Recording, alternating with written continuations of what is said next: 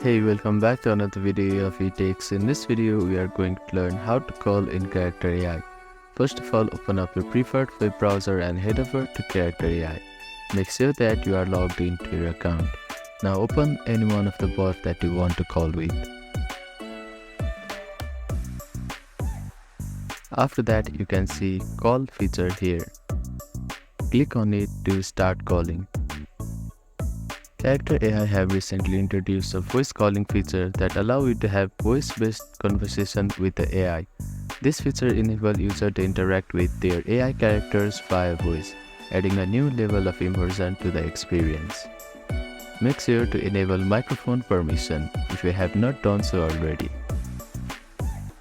In a browser, you may be prompted to allow microphone permission when you try to make a call, so simply click on Allow button.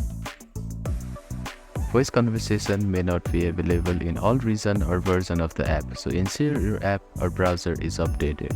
Some character settings might allow you to adjust how the voice sounds, though this is generally limited compared to full speech synthesis customization.